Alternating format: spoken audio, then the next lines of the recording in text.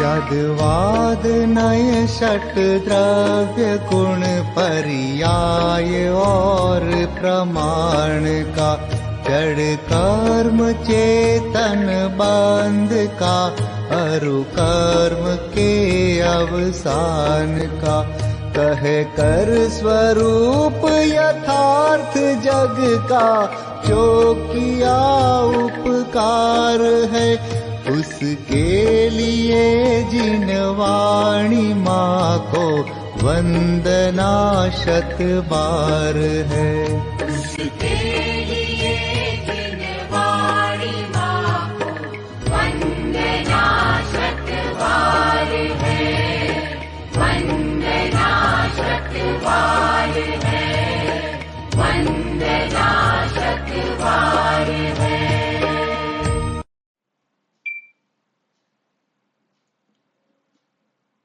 ओम जय जय जय नमोस्तु नमोस्तु नमोस्तु नमो अर्हन्ताणं नमो सिद्धाणं नमो ऐर्याणं नमो वज्रायाणं नमो लोये सवसाहूणं नमः समयसाराय स्वानुभूत्या चकासते चित्स्वभावाय भावाय सर्वभावान्तरच्छिदे हीन में सार वीतराग विज्ञानताम शिव स्वरूप शिवकार नमः त्रियोग समारिके।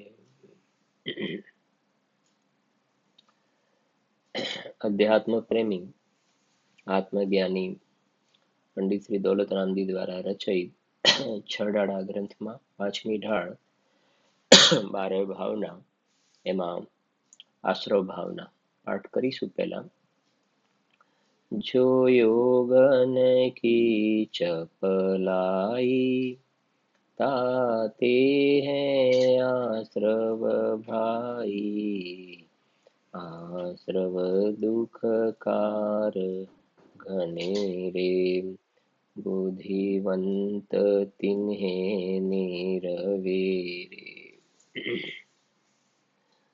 बहुत सुंदर एक जैन शासनना सुखी थवाना मंत्र से जेम આપણે નથી કહેતા સામાન્ય રીતે ડોક્ટર પાસે જઈએ મેડિકલ સ્ટોરમાં જઈએ તો દવા લેવા માટે જઈએ છીએ ને ડોક્ટર પાસે જઈએ કે સાહેબ પેટમાં દુખાય છે દવા આપો, માથામાં દુખાય છે દવા આપો, કમરમાં દુખાય છે દવા આપો। તે ડોક્ટર પાસે કે મને પેટમાં દુખાય છે માથામાં દુખાય છે દવા આપો, મેડિકલ સ્ટોરમાં પેટમાં ન દુખે માથામાં ન દુખે કમરમાં ન દુખે દવા લેવા માટે જઈએ છીએ। વાસ્તવમાં ખરેખર જોવામાં આવે તો જીવ દુખી શેનાથી છે, દુખી શેનાથી છે તો કહે છે કે દુઃખ તો જીવ જે દુખી થાય છે એ તો શરીર પ્રત્યેના રાગના કારણે દુખી થાય છે। બહુ શાંતિથી વાત સમજવી। પછી અંદરમાં પ્રશ્ન થાય તો પછી ડોક્ટર પાસે જાઓ છો શું કામ, દવા લો છો શું કામ, એ પ્રશ્ન બીજા નંબરના છે। સમજજો, પેલા પાકું કરે કે જીવ ખરેખર જે દુખી છે એ શરીર પ્રત્યેના રાગના કારણે દુખી છે। અને અત્યારે પહેલા આપણે મોટા રૂપથી અજ્ઞાનીની વાત કરી રહ્યા છીએ। મિથ્યા દ્રષ્ટિ જીવને આ દેહ તેજ હું છું, નો કર્મ કર્મે હું, તન ઉપજત अपनी उपज जान।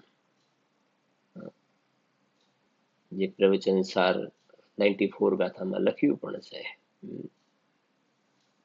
મનુષ્ય વ્યવહાર મને આ બસ આમાં જ એને એકત્વ બુદ્ધિ છે ને।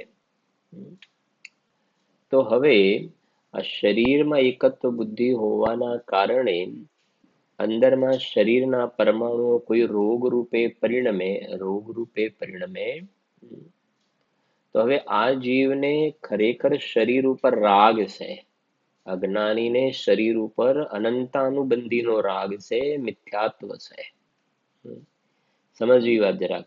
શરીર મારું એ મિથ્યાત્વ, શરીર મારું એમ માનવું એ મિથ્યાત્વ. હું પરમાત્મા છું એની જગ્યાએ હું કાળો છું, ધોળો છું, 5 ફૂટ ઊંચાઈ વાળો છું, હું મનુષ્ય છું, હું પુરુષ છું કે હું સ્ત્રી છું, હું યુવાન છું કે વૃદ્ધ છું, આવું શરીરની અવસ્થાથી પોતાનો માનવો, શરીરની અવસ્થા વાળો શરીર રૂપે પોતાને માનવો ને, એ થઈ ગયું મિથ્યાત્વ. બંધના 5 કારણ કે ને, એટલે મિથ્યાત્વ કોને કહેવાય? ઉલટી માન્યતાને મિથ્યાત્વ કહેવાય. અને બીજી ભાષામાં જે ટોડરમાં છે કે જેમ છે તેમ માનતો નથી અને જેમ નથી તેમ માને છે. પોતે પુરુષ સ્ત્રી ન હોવા છતાં, પોતે મનુષ્ય ન હોવા છતાં પોતાને મનુષ્ય માનવો, પુરુષ માનવો, સંયોગ વાળો માનવો, કાળો ધોળો માનવો, 50 કિલો વજન વાળો પોતાને માનવું, એ જેમ છે તેમ ન માન્યું કે વાસ્તવમાં હું તો જાણનાર દેખનાર પરમાત્મા છું, એમ ન માન્યું અને એની જગ્યાએ આવો સંયોગ વાળો જે પોતાને માન્યો ને, એ ઊંધું માન્યું, એ મિથ્યાત્વનું પાપ થઈ ગયું. એટલે આમાં એકત્વપણું થયું ને, એ પેલું મિથ્યાત્વનું પાપ, મોટું પાપ. અને પછી આ શરીર ઉપર રાગ એ અનંતાનુબંધીનો રાગ. બેમાં વાત સમજવી જરાક. આ શરીર ઉપરનો રાગ એ અનંતાનુબંધીનો રાગ, અજ્ઞાનીને રાગ છે અનંતાનુબંધીનો રાગ.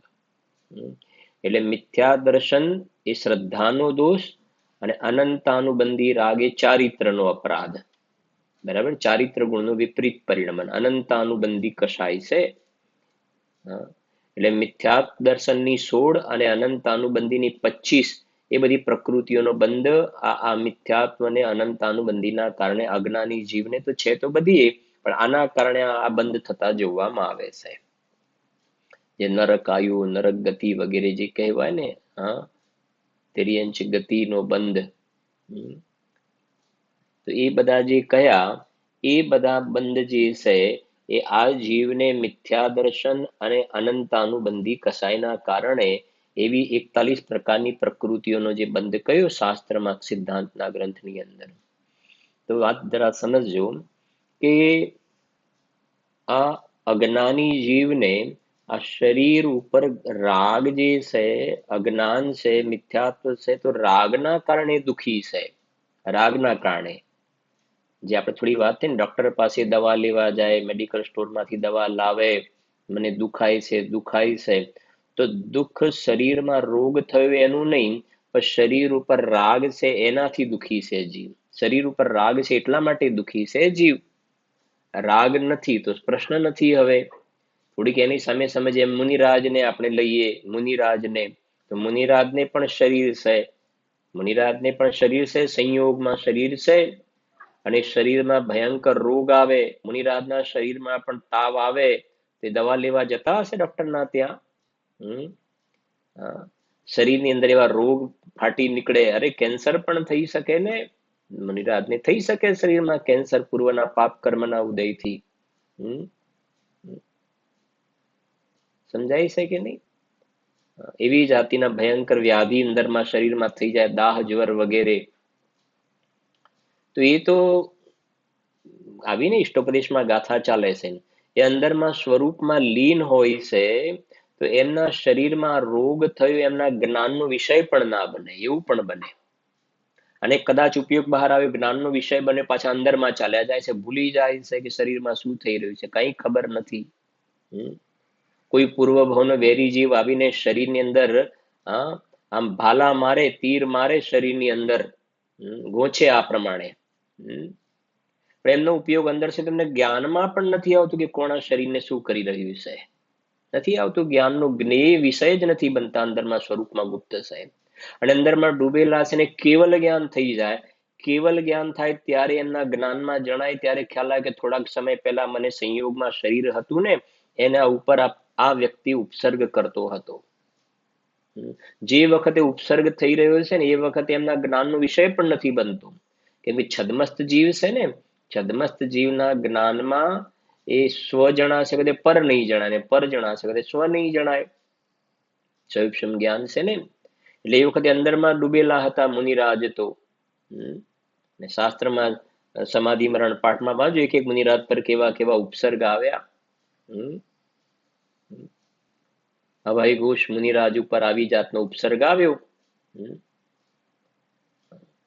તો હવે એ તો અંદરમાં લીન થઈ ગયા અને કેવલ જ્ઞાન પ્રગટ થયું ત્યારે એમના જ્ઞાનમાં જણાયું. હવે આ બધા ભાલા શરીરમાં લાગ્યા. હવે હવે જે આપણે વાત કમ્પેર કરીએ છીએ ને, મને માથું દુખાય છે ને પેટમાં દુખાય છે. હવે તને માથું દુખાય છે ત્યાં તો પૂર્વ ભવનો વેરી જીવ આવે ને આ માથું અલગ કરી નાખે. આ ધડ અને માથું તલવારથી અલગ કરવાના પ્રયત્ન કરે, અલગ થશે નહીં. સમજજો, એનું કારણ એ છે ને કે વજ્ર વૃષભ નારા સહનન વાળાનો મોક્ષ થાય છે. વજ્ર વૃષભ નારા સહનન વાળા, અને એના હાડકા એવા મજબૂત હોય છે. પણ કહેવાનો આશય કે એવી જાતિની ચેષ્ટા કરે અને એમ શરીરની અંદર એક એક અહીંયાથી ગોચે એ પ્રમાણે પૂર્વભાવનો વેરી જીવ. માથાની અંદર આ પ્રમાણે ભાલા ગોચે. તને તો તું કે છે માથામાં દુખાય છે, દવા લાવે. અને પેલા તો માથાની અંદરમાં પણ સમજો કે માથામાં કીડા પડી ગયા મુનિરાજને. પૂર્વના પાપ કર્મના ઉદયથી અંદર કીડા પડ્યા. અને બહારમાં કોઈ ઉપસર્ગ સમજાય છે કે નહીં. આ અંદરમાં જે શરીરની ચેષ્ટા થઈ એ જાતિની ઉપસર્ગ આવ્યો, અને બહારમાં પૂર્વ ભવનો કોઈ વેરી જે ઉપસર્ગના અલગ અલગ પ્રકાર બતાવ્યા છે. તો આવીને આવી ચેષ્ટા કરે તો દુખી છે કે સુખી છે? તો વાત કરીને કે એ તો અંદરમાં ડૂબેલા છે પોતાના સ્વરૂપમાં. એમને ખબર જ નથી કે આ માથામાં શું થઈ રહ્યું છે, અહીંયા શું થઈ રહ્યું છે. અને કેવલ જ્ઞાન પ્રાપ્ત કરી લે છે.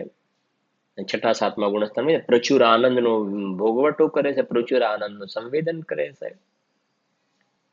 તો આ લોજિકથી, ન્યાયથી આપણે સમજી રહ્યા છીએ કે ખરેખર આપણે હંમેશા કહે છે પેલા આપણે જસ્ટિફાઈ કરવાનું છે, નિર્ણય કરવાનો છે કે જીવ દુઃખી શેના કારણે દુઃખી છે. તો આ આશ્રવ તત્વ, આશ્રવ દુઃખકાર ગને રે. તો દુઃખનું કારણ રાગ છે. દુઃખનું કારણ રાગ છે. તો ખરેખર જીવે આ રાગને દૂર કરવાનો ઉપાય કરવો જોઈએ. જો એક દ્રષ્ટાંત સમજો એટલે તમને સમજણ વધારે પડશે પણ ખરી. છે તો દ્રષ્ટાંત ઘણા બધા. જેમ સમજો કે આ તો આ શરીરની સંયોગમાં વાત કરીને આપણી નવી જ ગાડી લઈને આપણે નીકળ્યા છીએ.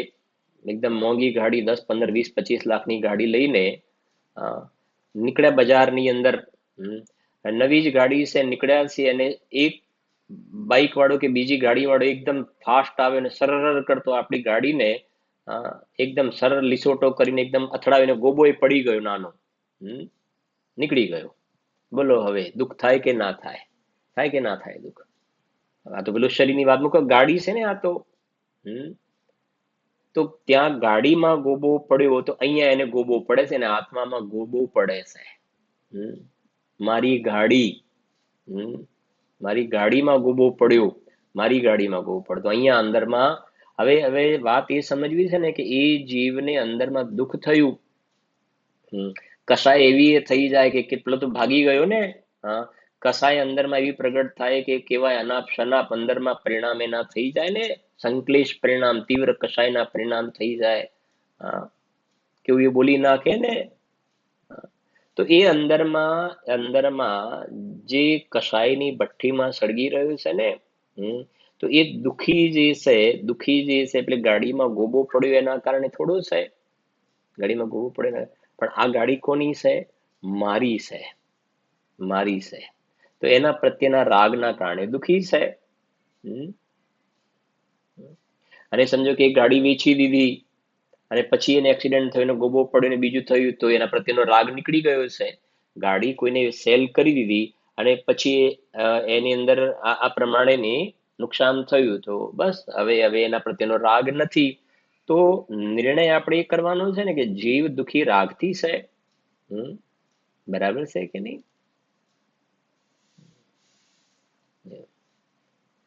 આપણે જે મકાનમાં રહેતા હોઈએ ને, અને મકાન વેચી દીધું આપણે, અને પછી જેને વેચી દીધું ને પછી મકાનમાં આગ લાગી નુકસાન થઈ ગયું, તો કઈ નહીં.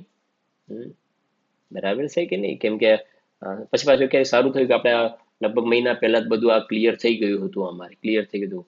તો મકાન બળી જવાનું ક્યાં દુઃખ છે, મકાન બળવાનું ક્યાં દુઃખ છે, પણ મકાન પ્રત્યેનો રાગ છે. એવી રીતે આ શરીર બળવાનું દુઃખ નથી, શરીરમાં રોગ થવાનું દુઃખ નથી. સમજાય છે કે નહીં? હમ પણ શરીર ઉપર રાગ છે, પરિવારજન ઉપર રાગ છે, મકાન ઉપર રાગ છે. તો એ અહીંયા એ બતાવે છે કે આ રાગના કારણે જીવ દુઃખી છે.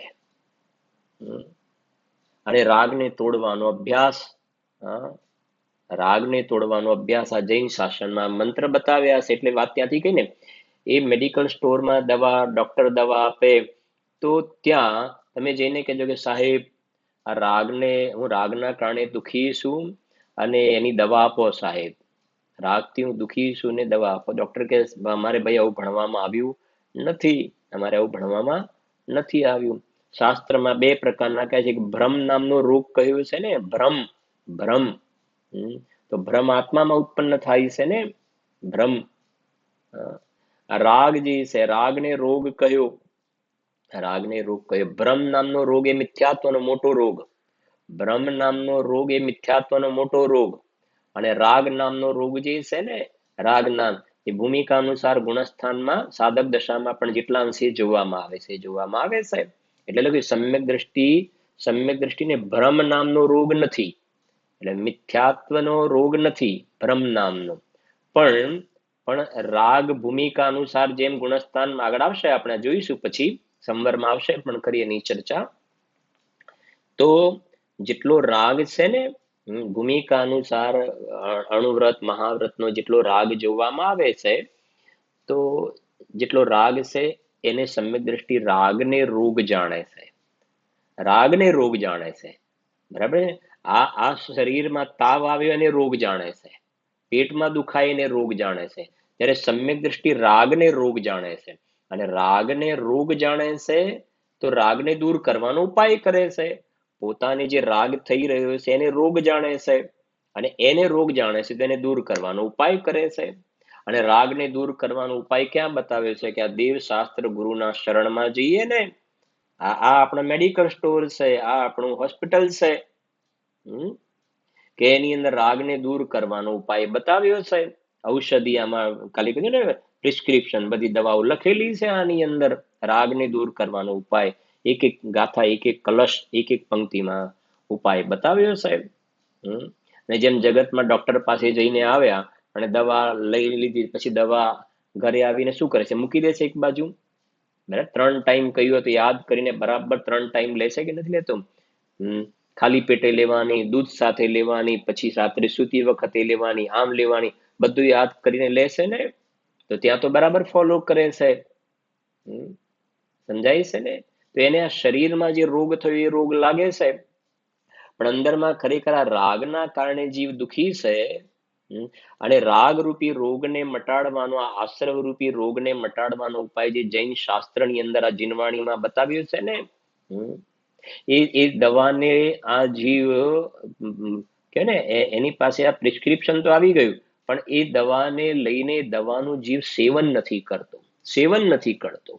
એ દવા લેવી જોઈએ ને એને પોતાના શ્રદ્ધા જ્ઞાનની અંદર. પેલી જવા દવા મોઢાથી જેમ લેવાય છે ને, મોઢાથી લઈએ છે, એમ આપણા શ્રદ્ધા જ્ઞાનમાં સમ્યકપણે એ દવાને અંદરમાં સ્વીકાર કરવો જોઈએ, આપણા આત્મામાં આ દવાને એપ્લાય કરવી જોઈએ. જેમ પેલી દવા શરીરમાં જાય છે, તો આ દવા અંદર આત્મામાં જવી જોઈએ ને. તો આત્માની અંદર જશે તો પર્યાયની અંદર મોહ રાગ દ્વેષનો રોગ મળતો જોવામાં આવશે. એટલે બહુ જ એક શબ્દ જે લખ્યું છે ને, આશ્રવ દુઃખકાર ઘનેરે, ઘણું દુઃખદાયક તત્વ આશ્રવ છે. એટલે સૌથી મોટો ઉપકાર તો એ છે કે બહારમાં બીજે જઈને જોવામાં આવે ને, તો આ બહારમાં તો રાગ વધારવાના ઉપાય જોવામાં આવે છે કે થોડુંક તમે આ જ ડેવલપમેન્ટ કરો, જો આ વધારો, હજુ અહીંયા વધારો, અહીંયા વધારો. રાગની લાળ લંબાવવાના બહારમાં તમે જશો ને, જ્યાં તમારી બેઠક ઉઠક હોય લૌકિકમાં, તો ફેલાવવાની વાત હશે, અને અહીંયા ગાડી સ્વરૂપની અંદર જવાની વાત સમજાવવામાં આવે છે. આ મોટો ફરક છે. હા, એટલે ગઈકાલે આપણે સમયસાર ગ્રંથરાજના આધારે 74 ગાથામાંથી બોલ કહ્યા હતા ને, આશ્રવના, એમાં 4 તો જોયા હતા ને, બરાબર છે ને. પહેલો, બીજો, ત્રીજો અને ચોથો. ચોથામાં આપણે છેલ્લે પહેલો વદ્યઘાતક, બીજા નંબરમાં આપણે જે બોલ લખ્યો ને એ આ જીવ નિબદ્ધ આશ્રવ અધ્રુવ છે, ભગવાન આત્મા ધ્રુવ છે. આશ્રવ અશરણ છે, ભગવાન આત્મા પરમ શરણભૂત છે. આશ્રવ એટલે આ રાગાદી ભાવ અનિત્ય છે, ક્ષણમાં ચાલ્યા જાય, અને ભગવાન આત્મા જ્ઞાયક ભાવ ત્રિકાલી છે. 4 બોલ જોયા હતા. પછી 5મો બોલ ત્યાં લખ્યો છે, આશ્રવ દુઃખરૂપ છે. આશ્રવ દુઃખરૂપ છે અને આ ભગવાન આત્મા સુખરૂપ છે. આશ્રવ દુઃખરૂપ છે, ભગવાન આત્મા સુખરૂપ છે. બરાબર. પછી 6ઠા નંબરનો બોલ છે, સમજો, એ દુઃખ ફળ. 6ઠા નંબરનો બોલ, આશ્રવ દુઃખ ફળ રૂપ છે. આશ્રવના ફળમાં વર્તમાનમાં તો જીવ દુઃખી, વર્તમાનમાં દુઃખી, અને એના રિઝલ્ટમાં, એના ફળમાં પણ જીવ દુઃખી થાય છે. અને ભગવાન આત્મા સુખ ફળ રૂપ છે. તો આશ્રવ રાગાદી ભાવ વર્તમાનમાં પણ દુઃખરૂપ અને એના ફળમાં પણ જીવ દુઃખી થાય. બરાબર. હવે સમજીએ જરાક આ વાતને કે આ જે આશ્રવ એટલે રાગ ભાવ, એમાં બંને પ્રકારની વાતને સાથે સમજી રહ્યા છે. પ્રવચન સાર ગાથા 69 to 77 ગાથા તમે વાંચજો જરાક, બરાબર છે ને. 69 to 77 એની અંદર તમને આ બધા જવાબ મળશે. સમજીએ જરાક વાત. સૌથી પહેલા આપણે લઈએ અહીં જે વર્તમાનમાં આ રાગ થયો, એ પછી એનું ફળ. બરાબર. તો જે રાગ થયો ને એ અશુભ રાગ લઈએ પહેલા. અશુભ રાગ, તો અશુભ રાગ થયો તો પાપ પ્રકૃતિ બંધાશે, પાપ પ્રકૃતિ બંધાશે. અને અશુભ રાગમાં પાપ પ્રકૃતિ બંધાઈ અને એના ફળમાં જીવ ગયો નરકમાં. આપણે સામાન્ય કથાના લઈ લઈએ આપણે. અશુભ રાગ, પાપ પ્રકૃતિનો બંધ અને એના ફળમાં જીવ ગયો નરકની અંદર. બરાબર. હવે અશુભ રાગની અંદર કહ્યું ને, ધંધા વ્યાપારના પરિણામ છે, આ શરીરને સજાવવાના પરિણામ છે, ખાવા પીવાની તીવ્ર લોલુપતા છે અંદરમાં, તીવ્ર ક્રોધના પરિણામ, માનના પરિણામ, એવા બધા જે અંદરમાં કષાયોના તીવ્ર સંક્લિષ્ટ પરિણામ છે, એનાથી પાપ પ્રકૃતિનો બંધ થાય, એનાથી જીવ નરકમાં ચાલ્યો જાય છે. તો મારો તમને પ્રશ્ન છે, નારકી જીવ સુખી હોય કે દુઃખી હોય? નારકી સુખી કે દુઃખી? તો આપણે કહ્યું છે નરકમાં તો દુઃખ જ છે, નારકી જીવો દુઃખી છે. બરાબર છે કે નહીં? કેવા પ્રકારના ત્યાં દુઃખો હોય છે, ગરમીના, ઠંડીના, ખાવા ના મળે, પીવા ના મળે, નારકી દુઃખી છે. હવે બીજી વાત, મંદ કષાયના પરિણામ. એટલે અહીંયા અશુભ ભાવ હતો, હવે અહીંયા જીવને શુભ ભાવ થયો, શુભ ભાવ. મંદ કષાયના પરિણામ થયા. પેલા તીવ્ર કષાય હતી, હવે આ શુભ ભાવ, દયા, દાન, પૂજા, ભક્તિના પરિણામ. તો જે મંદ કષાયના પરિણામ થયા એનાથી પુણ્ય પ્રકૃતિનો બંધ થયો, પુણ્ય પ્રકૃતિનો બંધ. અને પુણ્ય પ્રકૃતિનો બંધ થયો એટલે આ જીવ ગયો સ્વર્ગમાં, દેવ ગતિમાં ગયો, દેવ પર્યાયમાં ગયો. બે વસ્તુ થઈ ગઈ. એક અશુભ રાગ, એક જે કયો અશુભ રાગ, અને બીજો કયો શુભ રાગ. બરાબર. અને રાગ એટલે આશ્રવ લઈ લઈએ આપણે.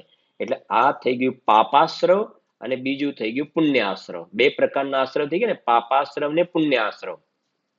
આ સાથે આપણે એટલા માટે જોડે છે ને કે પાપાશ્રવ અને પુણ્યાશ્રવ એટલે જે જીવો પાપ અને પુણ્યમાં ભેદ જોવે છે, ખરેખર બંનેમાં ભેદ નથી, પણ બંનેમાં જે ભેદ જે જુએ છે એ 77 ગાથા પ્રવચન સારમાં લખ્યું ને, બંનેમાં ખરેખર ભેદ છે નહીં, છતાં પણ બંનેમાં જે ભેદ જુએ છે એ ઘોર સંસાર સમુદ્રમાં પરિભ્રમણ કરવા વાળા છે. બંનેમાં કોઈ ફરક નથી, પાપ અને પુણ્યમાં.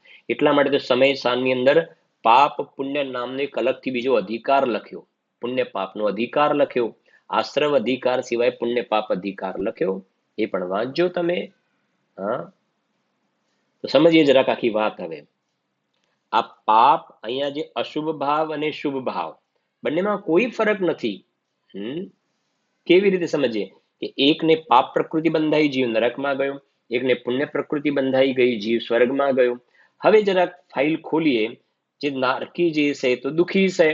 હવે આ દેવગતિના દેવોની ફાઇલ ખોલવામાં આવે તો દેવગતિના દેવો સુખી છે કે દુઃખી છે?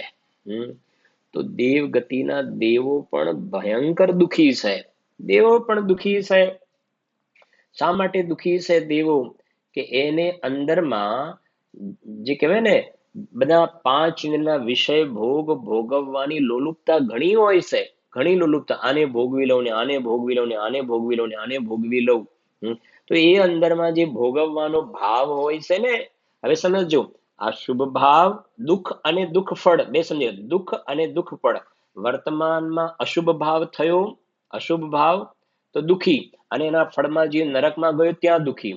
એવી રીતે અહીંયા મંદ કષાયના પરિણામ થયા શુભ ભાવ, તો મંદ કષાય છે ને, સરવાળે તો મંદ કષાય છે, શુભ ભાવ એ મંદ કસાય છે, રાગ છે. તો વર્તમાનમાં દુઃખી, એનાથી પુણ્ય પ્રકૃતિનો બંધ ને જીવ દેવગતિમાં ગયો, તો દેવગતિની અંદર પણ લખ્યું ને, કવિ અકામ નિર્જરા કરે ભવન ત્રિક મેં સુરતન ધરે વિષય ચાહ દાવા નલ દયો. અંદરમાં વિષય ભોગવવાની ઘણી તીવ્રતા હોય છે.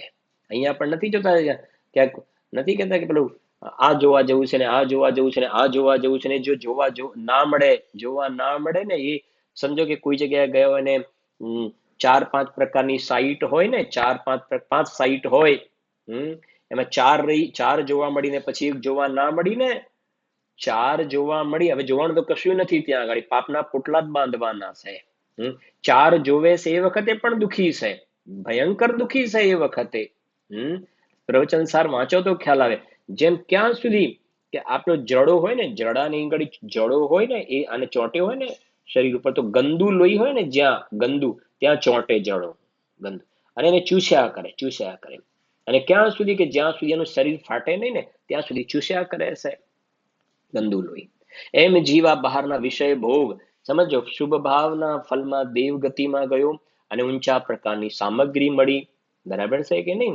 તો પછી એ લખ્યું ને, વિષય ચાહ દાવા નલ, અહીંયા પણ જે વાત કહે ને પુણ્યના ફળમાં આ બહારમાં અહીંયા આ જોવું છે ને આ જોવું છે, તો એ કહે છે કે જેમ પેલો જડો ચોંટે છે એમ આ જોવું, પછી આ જોવું, આ જોવું. અને જે પેલા 3-4 જે એને પેલા સીન શું કહ્યું સેટ, એ જોવા માટે જાય તો એ વખતે ઘણી આકુરતા છે, પછી આવા કપડાં પહેરવાના, પછી આમ ફોટા પડાવવાના, પછી હવે સુખી છે કે દુઃખી છે, ખૂબ ઘણા ભંડાર ભરેલા છે, બધું ક્યાં વિસ્તાર કરીશું એનો. 64 ગાથા વાંચો તમે પ્રવચન સારની, ત્યાં સ્પષ્ટ લખ્યું છે, વિષયો વિશે રતિ જેમને દુઃખ છે સ્વાભાવિક તેમને, જો તે ન હોય સ્વભાવ તો વ્યાપાર નહીં વિષયો વિશે. હું એના માટે એક એક્ઝામ્પલ આપું છું હંમેશા, કે સમજો કે તમે મને ડોક્ટરના ત્યાં ક્લિનિકમાં બેઠેલો જોયો, મને તમે આમ ત્યાંથી નીકળ્યા ને મને ક્લિનિકમાં બેઠેલો જોયો, તો સાંજે તમે મને શું પૂછશો કે શૈલેષભાઈ શું થયું હતું?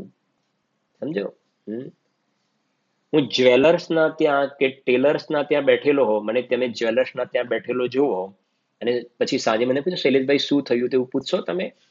દરજીના ત્યાં બેઠેલો જુઓ તેમ પૂછો શૈલેષભાઈ શું થયું હતું? અને દવાખાનામાં બેઠેલો એકદમ મને જોયો ને તમે ત્યાંથી નીકળ્યા, શું થયું હતું? આવું કેમ પૂછ્યું તમે? કેમ પૂછ્યું? એનો મતલબ શું થયું? એનો મતલબ તમે એ પૂછવા માંગો છો કે મને કઈ બીમારી હતી, તકલીફ હતી. તમને કેવી રીતે ખબર પડી? કેવી રીતે ખબર પડી?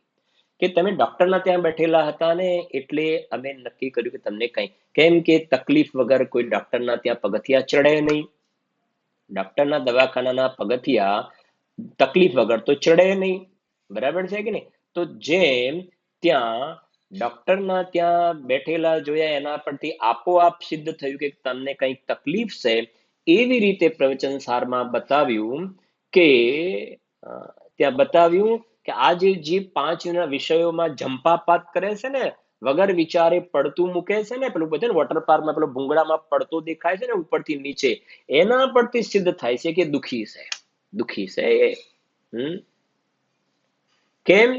કેમ કે જો એ દુઃખી ના હોત ને તો આ વિષયોમાં વ્યાપાર કરતો જોવામાં આવત નહીં.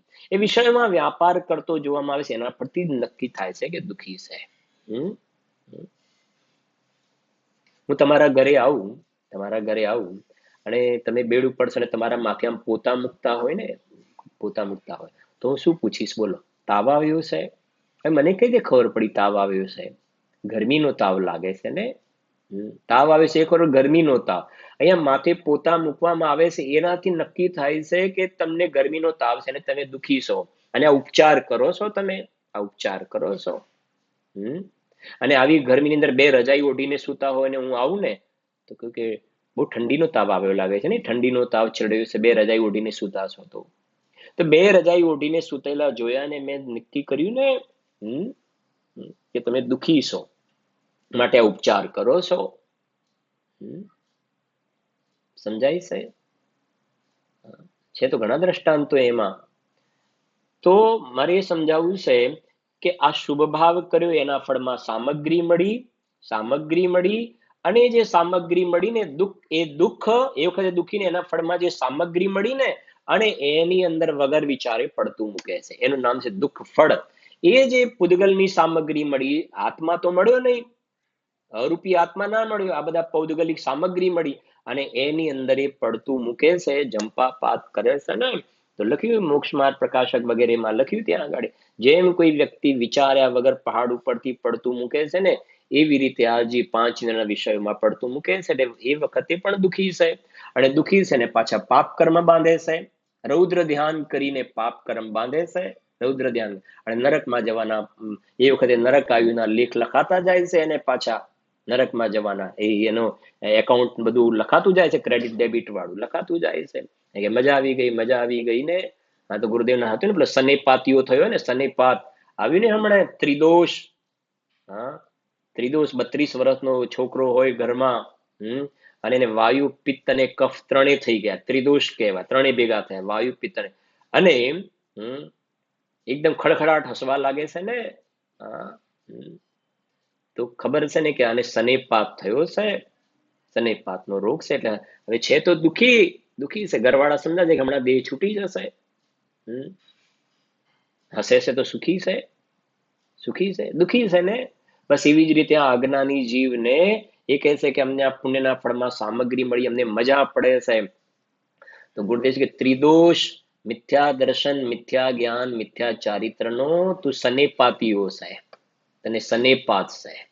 હા, આ બધા એટલે સમજવાની વાત. પાછા એના ફોટા પડાવે ને મોકલે ને બીજું કરે ત્રીજું કરે. તો જેમ પેલા 32 વર્ષના છોકરાને ખડખડાટ હસે છે ને, પણ સમજદાર જાણે છે કે આ તો આ હસતો નથી, દુઃખ છે, દુઃખી છે.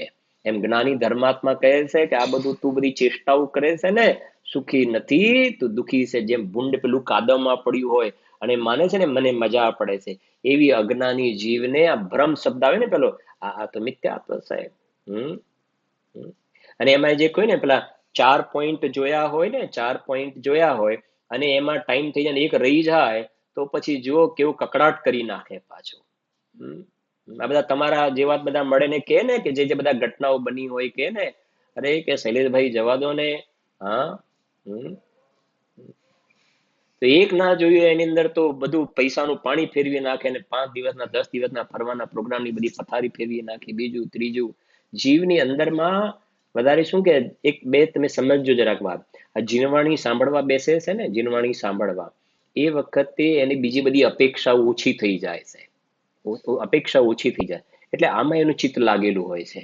બીજું પહેરવું, ઓઢવું, ખાવું, પીવું, હરવું ફરવું, એ બધી એના અંદર જે કૂદકા મારે છે ને તૃષ્ણા, એ બધી ઓછી પાતળી પડે છે.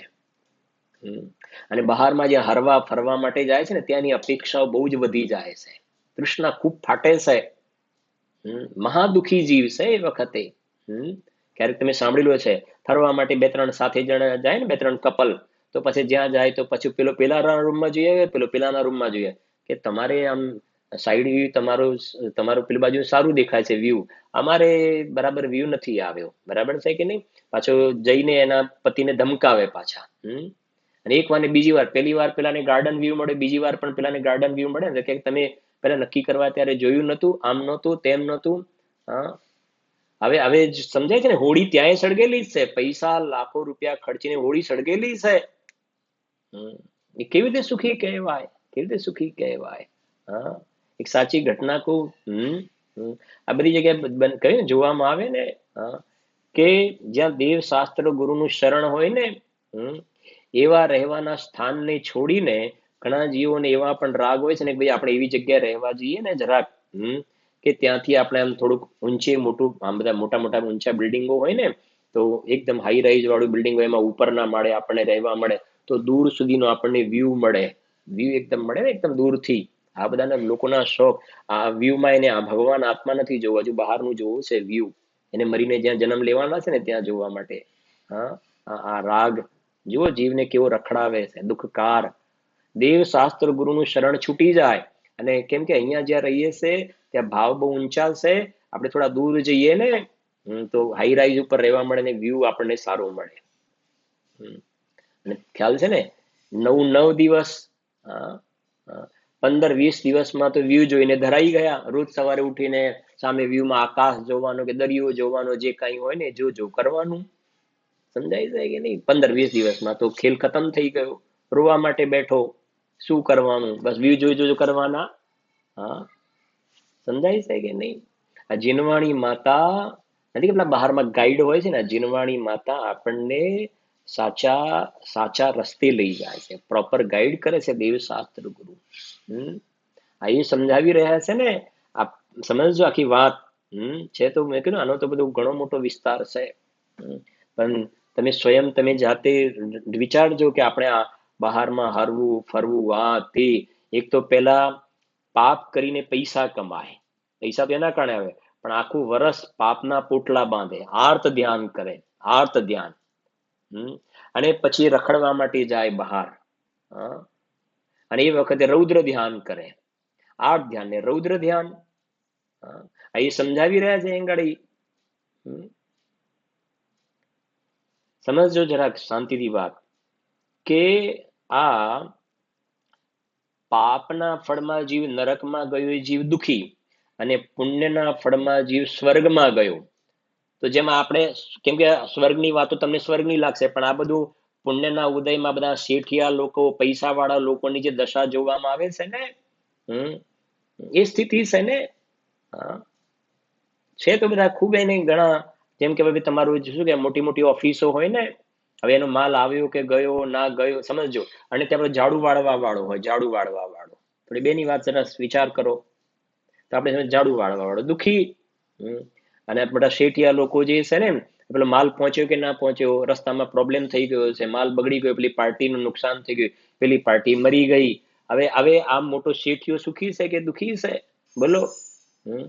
એની ઓફિસમાં નુકસાન થયું કંઈક બીજું, પેલાને તો શું કરવાનું, સવારે ઝાડુ વાળીને બસ એની જગ્યાએ બેસી જવાનું છે. તો તમારી ગાડીનો ડ્રાઈવર એને તો ડ્રાઈવ જ કરવાનું છે ને. બાકી બીજી બધી ઓફિસની અંદર જે તને હોળી સળગેલી છે, કે પેલો મશીનમાં કામ કરતા પેલા લેબરનો હાથ આવી ગયો, તો હવે એના માટેનું શું કરવાનું? બરાબર છે કે નહીં? હવે એ બધી તો તને, પેલો ડ્રાઈવ કરે છે એને થોડી ટેન્શન છે. હા, તો તું સમજે ડ્રાઈવર દુખી ને હું સુખી, તો બિલકુલ ખોટી વાત છે ને. હા, એ તો અણસમજણ છે, અજ્ઞાન છે, અજ્ઞાન છે. હા, તું મોટો પૈસા વાળો થયો તો પુણ્યના, સમજો શુભ ભાવના ફળમાં મોટો પૈસા વાળો થયો, પણ પૈસા વાળો થયો તો અંદરમાં કેટલાય અંદરમાં લાકડા અંદરમાં સળગી રહ્યા હશે, કેવી રીતે સુખી હોઈ શકે? આ બધું બંધ થઈ ગયું તો બધું હવે શું થશે? પેલું ભાડું ચડે છે ને પેલું માણસનો પગાર ચડે છે ને બીજું ત્રીજું બધું ક્યાંથી લાવવું, શું કરવું? હવે એ અંદરમાં કસાયું સળગેલી છે કે નથી સળગેલી બધી? કેવી રીતે સુખી કહેવાય એને? ઘરમાં તમારા પેલા કામ કરવા વાળા હોય ને, ઘરમાં કચરા પોતું કામ કરવા વાળા, હવે આ સમજે એ દુખી છે. અત્યારે આપણે સ્વર્ગ નરકની જગ્યાએ આપણે જરા થોડું સમજી લઈએ ને. ઘરમાં કચરા પોતા કરવા વાળા દુખી ને તું સુખી. તો હવે તારા ઘરની અંદર, ઘરમાં સમજો કે કબાટ ખોલીને અંદરમાં ઉધઈ આવી ગઈ છે, બોલો તો સુખી કે દુખી? બધા કપડાએ બગડી ગયા, ને ગાટલાએ બગડી ગયા, ને મોટું નુકસાન થઈ ગયું. તો એ ઝાડુ લગાવવા વાળાને શું છે? ઘરમાં કચરા પોતા કરવા વાળાને. એ સિવાય તારા પેટમાં કઈ તકલીફ થઈ ગઈ, તારા છોકરાને તકલીફ થઈ ગઈ, ઘરમાં બીજું નુકસાન થઈ ગયું, પડોશી તને રોજ હેરાન કરે છે. તારી ગાડીનું જે પાર્કિંગ હોય ત્યાં પડોશી પાર્કિંગ કરી જાય છે, હેરાન કરે છે, અથવા તો બીજી રીતે નુકસાન કરે. તો પેલો ઘરમાં કચરા પોતું કરે છે એને શું પ્રોબ્લેમ છે? એટલે તારે બીજી સમસ્યાઓ તો ઊભી જ છે. અહીંયા એ સમજાવવું છે, બરાબર? ન્યાયથી સમજજો. આશ્રમ, પાપાશ્રમ અને પુણ્યાશ્રમ, અશુભ અને શુભ બે, અશુભ અને શુભ, અહીંયા બંનેથી પાછા વળીને, કેમ કે આના પછી તરત જ આપણે આવતીકાલથી લઈશું આપણે સંવર ભાવના. એની અંદર આવશે તરત જ, જીન પુણ્ય પાપ નહીં કીના, અહીંયા આશ્રવ લખ્યું છે ને, આશ્રમમાં પુણ્ય પાપ બે આવી ગયા, શુભ ને અશુભ બંને આવી ગયા. આ બંને પ્રકારના શુભ ભાવ અને અશુભ ભાવ, બંને જે ભાવ આ જીવ આ આત્માને કષ્ટ દેવા વાળા ભાવ છે. એટલે કે દુઃખ અને દુઃખ ફળ, વર્તમાનમાં દુઃખરૂપ છે અને એના ફળની અંદર જે સંયોગો પ્રાપ્ત થાય છે ને, તો આ દેવો પણ દુઃખી છે, દેવ પણ દુઃખી છે, નારકી પણ દુઃખી છે. હવે ન્યાયથી છે, આ નારકી પણ દુઃખી, દેવ પણ દુઃખી, તો એ બે દુઃખી છે ને. તો શેના ફળમાં કે આ અશુભ ભાવના ફળમાં નારકી, શુભ ભાવના ફળમાં દેવ. તો આ બે દુઃખી, એનો મતલબ આ અશુભ ભાવ અને શુભ ભાવ, અશુભ ભાવ અને શુભ ભાવ બંને આત્માને દુઃખ દેવા વાળા ભાવ છે, બંને આત્માને દુઃખ દેવા વાળા ભાવ છે. તો અશુભ અને શુભ ભાવ બંનેથી પાપ પુણ્ય સબ નાશ કે, જ્ઞાન ભાન પર કા, 16 કારણની જયમાલામાં લખ્યું, પાપ પુણ્ય સબ નાશ કે. પાપ અને પુણ્ય બે લઈ લીધા ત્યાં આગળ. ઘણાને આ અઘરું પડે છે ને, કઠણ પડે છે, એટલે ઘણા એવું બોલતા હોય છે, પાપ પુણ્યની જગ્યાએ પાપ પુંજ સબ નાશ કે, પુણ્યની જગ્યાએ પુંજ કોઈ બોલે છે, એવું પુંજ થોડું છે, ત્યાં તો પાપ અને પુણ્ય બે ની વાત લખી છે. અને એટલે જે કહ્યું ને, સમયસાર ગ્રંથરાજની અંદર, સમયસાર ગ્રંથરાજમાં પુણ્ય પાપ અધિકાર નામનો એક સ્પેશિયલ અધિકાર લખ્યો, અને એમાં 145 145 ગાથામાં પહેલી ગાથા લખી ત્યાં આગળ, તે કેમ હોય સુશીલ જે સંસારમાં દાખલ કરે. પાપના પરિણામ તો કુશીલ છે, પાપના પરિણામ તો કુશીલ, પણ પુણ્યના પરિણામ, શુભ ભાવ મંદ કસાયના પરિણામ, એને સુશીલ ના કહેવાય. છે કર્મ અશુભ કુશીલ ને, જાણો સુશીલ શુભ કર્મ ને, તે કેમ હોય સુશીલ જે સંસારમાં દાખલ કરે. આ દયાદાન પૂજાના પરિણામ, મંદિર બનાવવાના પરિણામ, વિધાન ભણાવવાના પરિણામ, ભક્તિના પરિણામ, તો એ કહે છે કે એ બધા શુભ ભાવ તે કેમ હોય સુશીલ જે સંસારમાં દાખલ કરે. એ શુભ ભાવ કર્યો ને તો મોક્ષ થોડો મળ્યો સાહેબ, એ શુભ ભાવના ફલમાં તો સ્વર્ગ મળ્યું, મોટો રાજા થયો. શુભ ભાવના ફલમાં મોક્ષ તો મળ્યો નહીં, તો સ્વર્ગ એ તો સંસાર છે, તો શુભ ભાવના ફળમાં તો સંસાર મળે છે. માટે એને સુશીલ ના કહેવાય, કુશીલ કહેવાય. એના પછી તરત દ્રષ્ટાંત આપ્યું ને કે એ કોઈના હાથમાં લોખંડની બેડી છે, લોખંડની બેડીથી બંધાયેલો છે, અને બીજો સોનાની બેડીથી બંધાયેલો છે. લોખંડની બેડીથી ને સોનાની બેડીથી, બોલો તમારે કઈ બેડીથી બંધાવું છે? નહીં, સોનું તો બહુ જ મોંઘું હોય, સોનું તો બહુ જ મોંઘું હોય, તો બોલો સોનાની બેડીથી બંધાવું છે? તો અશુભ ભાવ જે છે ને એ લોખંડની બેડી જેવું છે, અને શુભ ભાવ એ સોનાની બેડી છે. સરવાળે તો બંને પરિણામથી જીવને બંધન જ થાય, બંધન જ થાય. એટલે તો ગુરુદેવ શ્રી બુલંદ અવાજે હંમેશા કહેતા હતા ને, જે ભાવથી તીર્થંકર નામ કર્મની પ્રકૃતિનો બંધ થાય, એ ભાવ જે શુભ ભાવ છે ને, જે ભાવથી તીર્થંકર નામ કર્મની પ્રકૃતિનો બંધ થાય, અને આ સમ્યક દ્રષ્ટિને જ થાય, મિથ્યા દ્રષ્ટિને તો થાય નહીં આવી પ્રકૃતિનો બંધ. તો જે ભાવથી, જે શુભ ભાવ એટલે થી તીર્થંકર પ્રકૃતિનો બંધ થાય ને, એ શુભ ભાવ પણ અપરાધ ભાવ છે, બંધનું કારણ છે. અને 72 ગાથા સમયસારમાં, 72 ગાથા, એમાં એ પરિણામને અશુચિ કહ્યા, મેલા કહ્યા, ગંદા કહ્યા, અશુચિ કહ્યા. જે ભાવથી ચક્રવર્તીનું પદ મળે, જે ભાવથી સરવાર સિદ્ધિના પદ મળે, તીર્થંકરના પદ મળે, એ શુભ ભાવ મેલ છે, અશુચિ છે, અપવિત્ર છે. ત્યારે એકદમ કોઈ ભડકી જાય કે તમે અશુચિ કહો છો, ત્યારે ગુરુદેવશ્રીએ કહ્યું, અરે અહીંયા તો અશુચિ કહ્યું છે, પણ મોક્ષ અધિકારની અંદર આ જે ભાવથી તીર્થંકર પ્રકૃતિનો બંધ થાય ને, એ ભાવને ઝેર કહ્યું છે, ઝેર, વિષ કહ્યું છે. અહીંયા તો અશુચિ, ત્યાં તો એના કરતા પણ કડક શબ્દ વાપરે છે, વિષકુંભ છે. અને ભગવાન આત્મા અમૃતનો કુંભ છે, ભગવાન આત્મા અમૃતનો કુંભ છે. એટલે સમજો જરાક, જે 74 ગાથામાં 6 બોલ કહ્યા ને, 72 ગાથાના 3 બોલ તમને કહી દઉં છું. આવી રીતે તમારે પણ સ્વાધ્યાય આવી રીતે કરવાનો. એ આશ્રવનું જે પાડ્યું ને, એમાં આ બાજુ 6 લખ્યા ને ભગવાન આત્માના આ બાજુ લખી દીધા 6. એમાં પહેલો પર્યાનો અને બીજા 5 ભગવાન આત્માના લખ્યા, બરાબર. છેલ્લો છઠ્ઠો લખ્યો કે આશ્રવ દુઃખ ફળરૂપ છે, એના ફળમાં જીવ દુઃખી, અને ભગવાન આત્મા સુખ ફળરૂપ છે. હવે 72 ગાથામાં પહેલો બોલશે આશ્રવ અસુચિ છે, અપવિત્ર છે, અને ભગવાન આત્મા પરમ પવિત્ર છે, પરમ પવિત્ર, બરાબર. પછી બીજો લખો, પહેલો લખ્યો આશ્રવ અસુચિ છે, ભગવાન આત્મા પરમ પવિત્ર છે. હવે બીજો બોલ આશ્રવ જડ છે, આશ્રવ જડ છે, જડ. જડ એટલે કેવી રીતે કે જેમ આ પદાર્થ જડ છે ને, આ જડ છે, આનામાં જ્ઞાન દર્શન નથી, બરાબર છે. આમાં સ્પર્શ રસ ગંધ વર્ણ છે, પણ આ જડ છે. હવે આ જે અંદરમાં રાગ ભાવ થાય છે ને, એનામાં જ્ઞાન નથી, જ્ઞાન નથી એનામાં, એટલે એને જડ કહેવામાં આવે છે. એમાં સ્પર્શ રસ ગંધ વર્ણ નથી હોતું, આના જેવું જડ નહીં સમજવું, આ તો સ્પર્શ રસ ગંધ વર્ણ વાળું જડ છે. પણ આ રાગ ભાવમાં જ્ઞાન નથી, શુભ ને અશુભ ભાવ થાય એમાં જ્ઞાન નથી ને, એટલે એને જડ કહેવાય.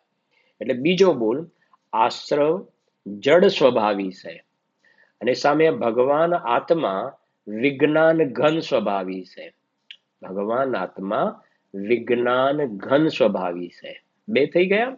હવે ત્રીજો બોલ આશ્રવ આ રાગાદિ ભાવ દુઃખનું કારણ છે, રાગાદિ ભાવ દુઃખનું કારણ છે, અને સામે ભગવાન આત્મા સુખનું કારણ છે, શુદ્ધ આત્મા સુખનું કારણ છે. એટલે પેલા 6 બોલ થઈ ગયા, આ 3 9 બોલ થઈ ગયા. એટલે જ્યારે જ્યારે તમારે આ પ્રમાણે આવે, કેમ કે ભેદ વિજ્ઞાનના ફળમાં જીવ મોક્ષે જાય છે, ભેદ જ્ઞાનના ફળમાં. એટલે બંનેના પહેલા લક્ષણ જાણવા આપણે. જ્યારે ભેદ જ્ઞાન કરવાનું હોય, બે વસ્તુ વચ્ચે ભેદ જ્ઞાન કરવાનું હોય, તો પહેલા એના લક્ષણ જાણવા જોઈએ, એની આઈડેન્ટિટી કરવી જોઈએ, એના સિમ્પટમ્સ જાણવા જોઈએ ને. તો આશ્રવના લક્ષણ બતાવ્યા કે આશ્રવ આવો છે, રાગ આવો છે, અને આ બાજુ ભગવાન આત્માના શુદ્ધાત્માના લક્ષણ બતાવ્યા, બરાબર છે કે નહીં? એ આપણે નક્કી કરવાનું છે. એની ચર્ચા આપણે કાલે કરીશું. સિમ્પલ તમને કહું કે આપણું બાળક હોય, આપણું સંતાન એ સ્કૂલમાં જાય અને જઈને પછી પાછું આવે, તો આપણે એને પૂછીએ કે બેટા તું કઈ બેન્ચ ઉપર બેઠો હતો, કઈ બેન્ચ ઉપર? તો આપણો દીકરો એમ કે પાપા હું તો છેલ્લી બેન્ચ ઉપર બેઠો હતો. તો બોલો આપણે આમ એની પીઠ થાબડે બહુ સરસ બહુ સરસ એમ કહીશું આપણે એને? તરત જ આપણે કહીશું કેમ છેલ્લી બેન્ચ ઉપર બેઠો હતો? આપણે પહેલી બેન્ચ ઉપર હંમેશા બેસવાનું, ફર્સ્ટ બેન્ચ ઉપર બેસવાનું. કેમ છેલ્લી બેન્ચ ઉપર બેસે તો શું વાંધો આવે? ટીચર બોલે સંભળાય તો છે જ બરાબર કે નહીં? એને એવું નહીં, સંભળાય તો ખરું, પણ છેલ્લી બેન્ચ ઉપર બેસે સારું લાગે. કેમ? વાય? કેમ કે છેલ્લી બેન્ચ ઉપર બેસવા વાળા છોકરા હોય ને, ડફોડ હોય, વ્યસની હોય, તોફાની હોય, એમની સંગત કરવાથી આપણું છોકરું બગડી જાય. અને પહેલી બેન્ચ ઉપર બેસવા વાળા છોકરા હોય ને, એકદમ ભણવામાં એકદમ ગંભીર હોય, હોશિયાર હોય, એની સંગતિ સારી. બસ એવી રીતે આ રાગાદિ વિકારી ભાવ જે છે ને લાસ્ટ બેન્ચ છે. એ ચાહે પુણ્યનો રાગ હોય કે પાપનો રાગ, રાગાદિ વિકારી ભાવ એ લાસ્ટ બેન્ચ છે, અને ભગવાન આત્મા એ ફર્સ્ટ બેન્ચ છે. એટલે હવે આપણે નક્કી કરવાનું છે કે આપણે રાગના ખભા ઉપર હાથ મૂકવો કે ભગવાન આત્મામાં એકત્વ બુદ્ધિ કરવી. જો તમે રાગની ફ્રેન્ડશિપ કરશો, તો જે બોલે છે ને રાગ સહિત જગ મેં રૂલ્યો, તો રાગની સાથે ફ્રેન્ડશિપ કરશો, આશ્રમની સાથે, તો અનાદિકાળથી જે 4 ગતિમાં પરિભ્રમણ જીવ કરી રહ્યો છે, એ જ પછી ફરીથી નરક, નિગોધ, એકેન્દ્રિય વગેરેમાં જવા માટેની તૈયારી રાખવાની, એને વેલકમ કરી રહ્યા છે, એ પણ સાથે આપણે નિર્ણય કરવો જોઈએ. થોડાક દિવસો પછી આપણે નરક જોવાનો પ્રસંગ આવશે, થોડાક દિવસો પછી આપણે એકેન્દ્રિયમાં જોવાનો પ્રસંગ આવશે. અને આ બાજુ શુદ્ધાત્માની સાથે જો મૈત્રી ભાવ કરી હશે, તો અલ્પકાળમાં મને સિદ્ધાલયમાં જોવા મળશે, મારી સિદ્ધ પર્યાય મને મારી સિદ્ધ પર્યાય જોવા મળશે. અને જો ખોટે રસ્તે શું, તો મને મારી નરકની ને નિગોદની પર્યાય જોવા મળશે. ગેમ આપણા હાથમાં છે, આપણને પોતાને ક્યાં લઈ જવું એ પ્રમાણે આશ્રવ તત્વ સંબંધમાં આપણે વિસ્તારથી ચર્ચા કરી. આવતીકાલે આપણે સંવર ભાવનાનો સ્વાધ્યાય શરૂ કરીશું. निज निधि निज में बताई, यह अनंत उपकार है, उसके लिए जिन वाणी माँ को वंदना शत बार है, वंदना शत बार है। बोली परम मंगलकारी भवताणी द्वादशांग वाणी माता नो जय हो।